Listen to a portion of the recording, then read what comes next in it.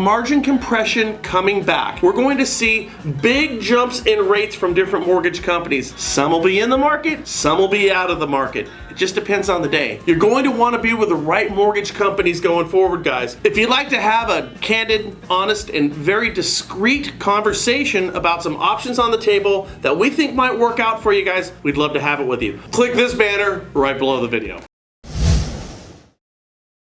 Okay, so you want to know why we're not getting out of this housing price crisis anytime soon? Which, by the way, means that we aren't going to be going into a recession anytime real soon. It's because, ready for this one, kids? We don't got no stinking homes. True, consider this. In the decade of the 50s, we built 21.4 million homes. In the 60s, 20.2 million. 70s, 25.8 million. In the 80s, 25.2 million. In the 90s, 26.78 million. 2000 to 2009, 27.1 million homes. In the last 10 full years, from 2010 to 2019, we built 5.8 million homes. Now, can you believe that? Let me put this in context for you. For this most recent decade, 2010 to 2019, we built about the same number of homes for the decade of the 30s. In 1930, the population was 123.1 million. Now it's 328 million. So building the same number of homes with nearly 3 times the population. So assuming they've got it right, all these decades, except the one we're in, we would need 3 times the homes that have been built in the last decade not to be currently stuck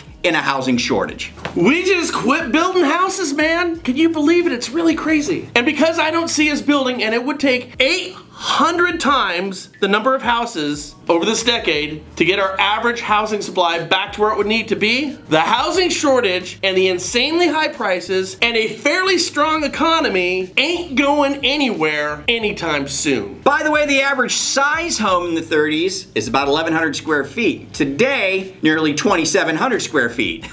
Cost for that house in the 30s is $6,000. Today, that 1,100 square foot house would be worth over $200,000. I can't help but notice that the size of houses have gotten almost 3 times bigger since the 1930s, and we as Americans have gotten about 3 times bigger since the 1930s too, so maybe we need that extra room in these houses for our giant refrigerators full of all giant super big gulps. But listen guys, we will never go back to building small homes. It will never happen today because home builders only build stamped out McMansions. Seriously, $200,000 homes, they're gone in virtually every market across the country. Done with. I'm telling you, I just saw a NAR commercial talking about agents helping you buy your dream. My thinking is, NAR ought to take their marketing budget and use it to lobby Congress to pass a bill that says any new home construction subdivision has to have at least 20% of their single family dwellings be below 1,600 square feet. We not only need more construction, we need to bring back entry-level homes, my friends. So, you know, REX, R-E-X, the real estate exchange, is suing Zillow because Zillow is kicking their ass and REX is hemorrhaging money. So it's time to raise some money. Okay, so REX is suing Zillow and it's all about antitrust. REX is all ticked off at how Zillow displays their listings. And we think, actually, that REX probably has a case. Well, you know what we think is every real estate brokerage in the country has a case with Zillow if they chose to band together and file a class action lawsuit. But this is not the point, my friends. Should be the point, but it's not the point. Here is the point. Zillow just opposed an injunction by REX, and Zillow states that REX is months late in filing the lawsuit. Points out that REX is actually an advertiser and supplier of information to Zillow, and says REX is trying to create a boogeyman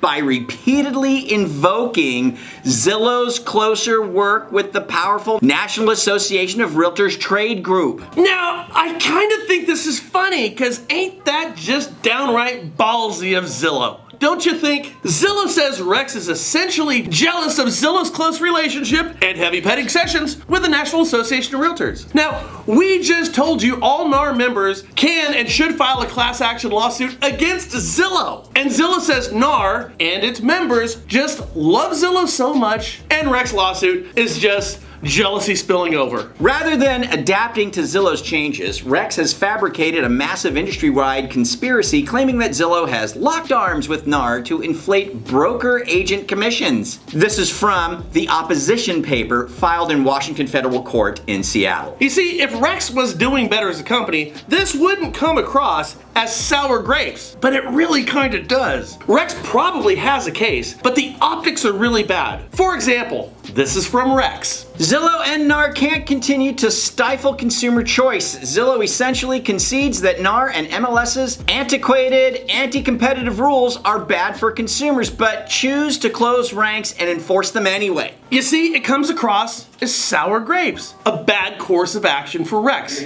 Now, I'm gonna put the over-under, my friends, at 6 months. Is Rex going to exist in 6 months? See, after Rex figures out that they can't just file lawsuits because 70 years of real estate won't pick up and change their rules for Rex and their ideas and convenience, and shouldn't be doing this, how long until they fold? 6 months? 9 months? I'm gonna set the over-under at 9 months. Tell us what you think in the comments down below. Hey, listen, it was wonderful to see you again coming from our new office that is coming together nicely here. It looks the same to you, but on the other side of that camera, it's a whole different world. Do me a favor, hit the share button over there. I see when you do it and it makes me happy. It warms my heart. If you're watching us for the first time, subscribe and you'll just get our wonderful banter about real estate and mortgages every single day of the week, free of charge with no spamming. And with that said, I will catch all of you mañana here on NREP, the National Real Estate Post.